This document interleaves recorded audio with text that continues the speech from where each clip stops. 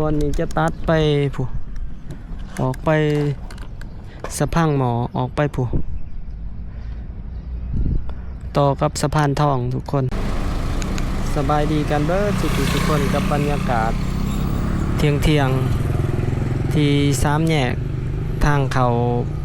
พักสันออกถนนคูเวียงบ่อนนี่ทางหน้าเฮาก็เป็นถนนดงปลาล้านทุกคนต่อหน้าเฮาซื้อไปก็สิเป็นคลองที่ตัดจากดงปลาล้านออกพุ่นละออกไปพาเขตบึงถาดหลวงสำหรับคลองตัวนี้ออกไปสอดแถวศูนย์การค้าอาเซียนมอคลองตัวนี้เดี๋ยวสิพาทุกคนขี่รถลองไปตามคลองนี้ทุกคนที่เขาเจ้ากำลังก่อสร้างปรับปรุงคลองน้ำเสียพาทุกคนออกไปซื้อเลย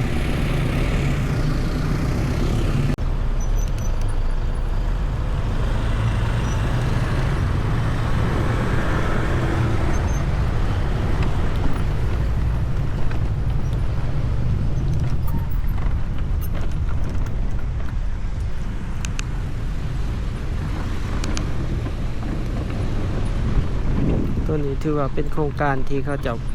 ปรับปรุงคลองระบายน้ำในใจกลางเมืองทุกคนเขาจะเฮ็ดกันเจือนเฮ็ดแบบประตูน้ำต่างๆบ่ค่อยได้ขี่มาทางยังบ่เคยขี่มาทางนี้จักเทื่อเดี๋ยวสิพาทุกคนขี่เลาะไปตามคลองสิเป็นแนวใด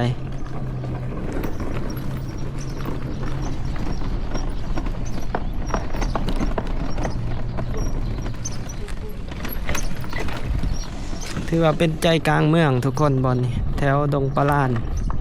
สะพังหมอแล้วเขาเจ้ากับปูดเป็นทางคอนกรีตตามเส้นทางคลองลายๆบอนนี้เขาก็มีแผนที่จะปูคอนกรีตคือกันแต่ว่ายังบ่ทันเฮ็ดแล้วบอนขวามือเขาก็เป็นโรงแรมกำลังโมเมนต์เขาเปิดแหละทุกคนสร้างโรงแรมที่เปิดใหม่บอน15 สัตว์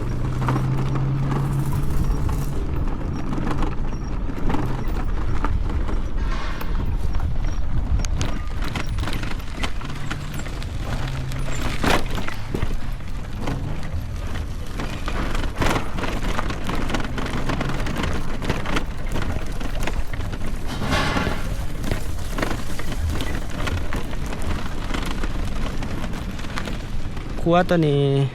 ลัดออกไปทางเฟอบันพายเลยทุกคนขามคลองแต่เราสิออกไปตามคลองนี่เราสิสามารถขี่รถไปได้หอดไซบอล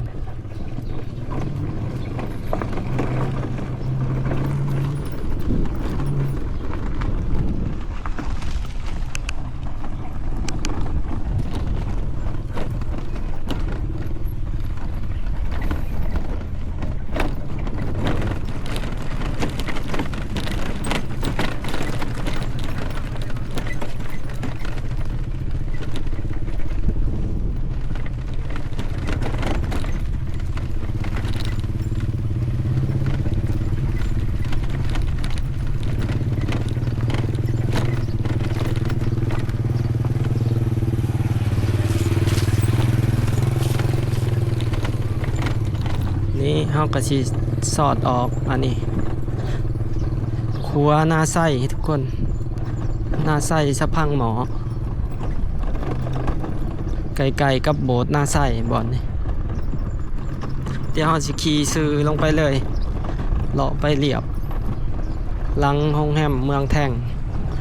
ออกไปใส่พุ่นละพลท่าน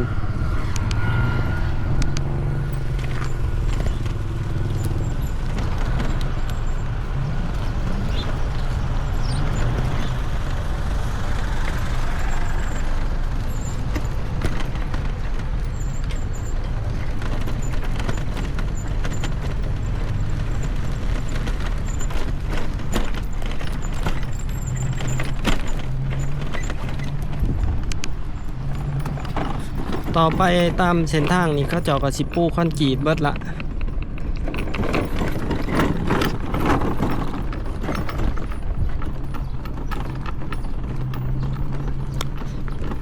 ดินเป่าวางในใจกลางเมืองเวียงจันทน์นี่ยังหลายอยู่ทุกคน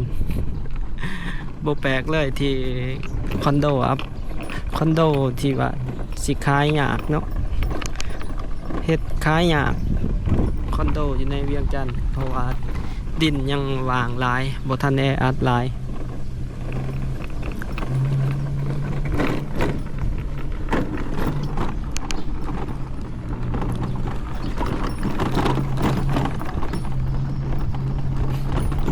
มินของน้ำทางนี้จักเถื่อลองพาทุกคนมาเบิ่งมาได้แต่ย่ำแหลงย่ำฝนนี่ก็คือว่ายากนี่น่าจะแม่นประตูน้ำเขาเห็นบนคุมไฟประตูน้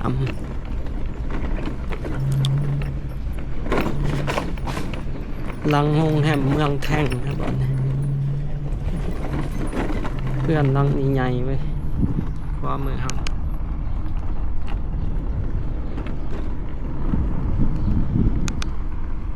เดี๋ยวเลาะไปซื้อๆเลยทุกคนสตูดิโอ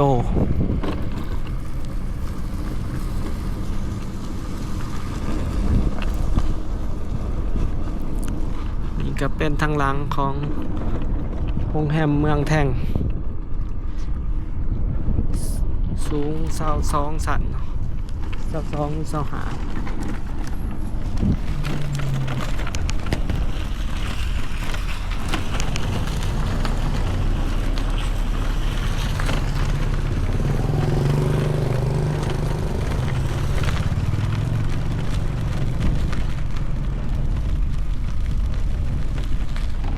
เขตพวนสีนวงสะพังหมอห้องแก่ทุกคนในเขตนี้ไกลๆเฮาก็สิขี่เลาะไป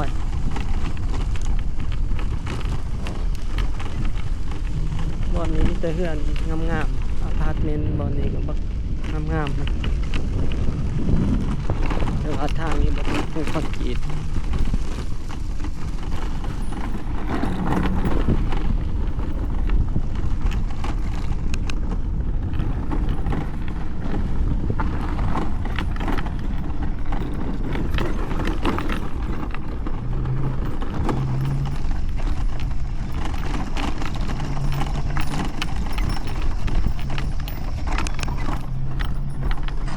เดี๋ยวเลาะไปนำกันได้ทุกคน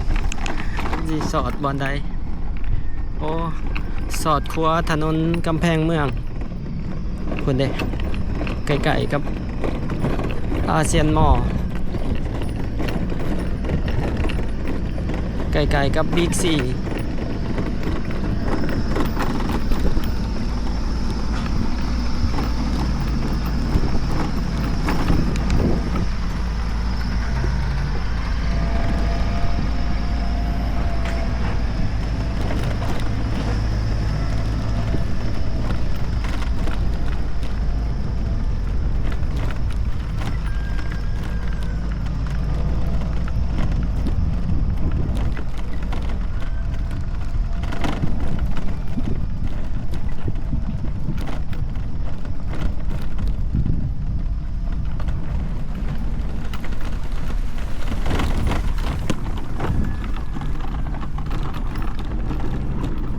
ตัวนี้ยังโมแมนเล่นทั้งหนาเฮานี่ยังเป็นครัวห้องแก่อยู่นี่เฮาขี่ผ่านมาเฮาก็สิเห็นที่ว่าเป็นห้องตู้แบบนี้3 ตู้อ๋อบอนนี้จะตัดไปผู้ออกไปสะพังหมอออกไปผู้ต่อกับสะพานทองทุกคนแต่ว่าบอนนี้เขาจะปูคอนกรีตแล้วนี่แต่ก่อนท่านเฮ็ดทางบอนนี้แต่ก่อนมันเป็นป่าเขาจะบริตัดทางตอนนี้เขาจะเฮ็ดคอนกรีตละมาบอนนี้โอ้ทางนั้นเขาจะกระปูคอนกรีตแล้ว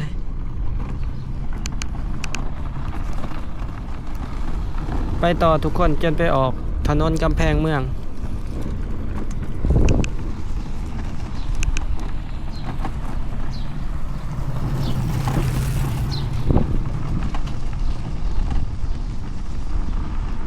ลี้ยวขวาออกพ้นท่านเลี้ยวซ้ายเขาไปทางหน้าไส้ถาดหลวงเดี๋ยวเราสิพาทุกคนขี่สื่อไปตามทางคอนกรีตที่เพิ่นปูใหม่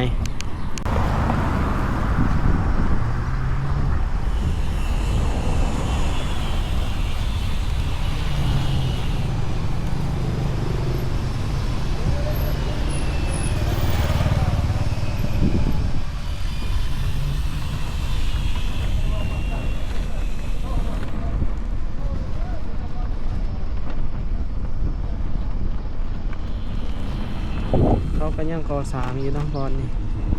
ถือว่าเขตนี่ถนนแล้วนี่ก็สบายแล้วเฮือนแถวนี่ไปมามวนแถวนี้บอนนี้มีห้องแถวอีก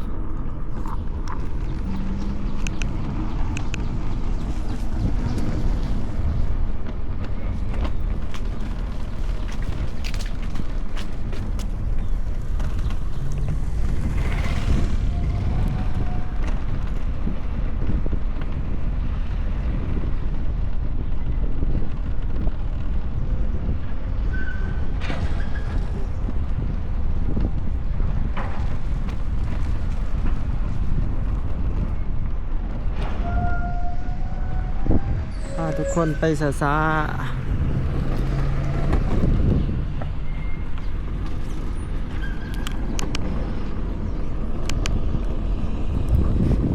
ห้องแถวหลายแถวนี่แต่ว่าเขาเจ้ากับเริ่มปรับปรุงห้องแถวกับแพงขึ้นห้องแถวเดือนนี้ก็เดือน1.2 ล้าน5ห้องดีๆเนี่ยก็1.8 เกือบ2 ล้าน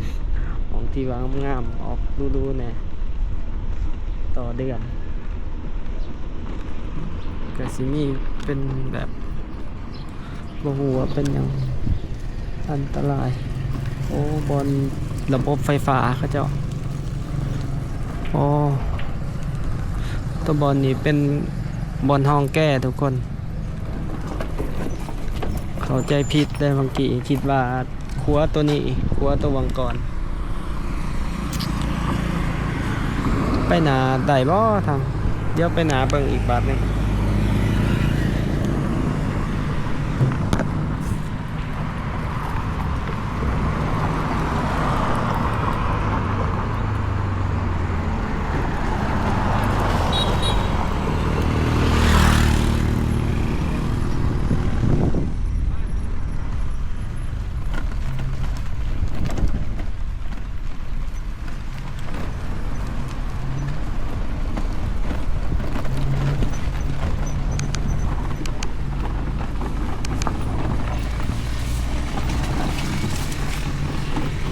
เพื่อนให้เซาบอลนี้มีเพื่อนให้เซาพอ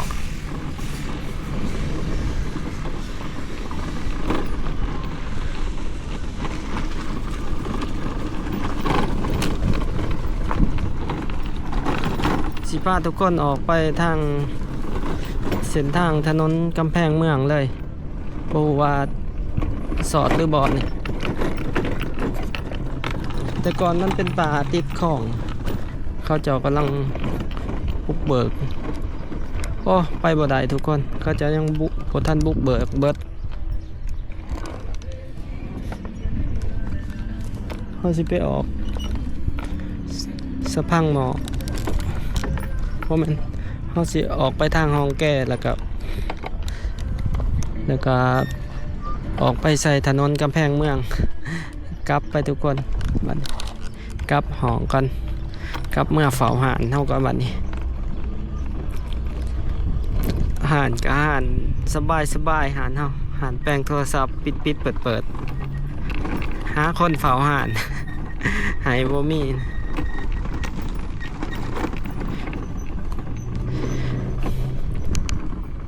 ก็สิประมาณนี้เด้อทุกคนสำหรับในคลิปนี้การพาเลาะพาชมคลองระบายน้ำที่ว่ามีการก่อสร้างกันเจือนแล้วก็ถนนที่เขาเจ้าก่อสร้างกันก็สิมีอยู่ประมาณนี้สำหรับมื้อนี้สบายดี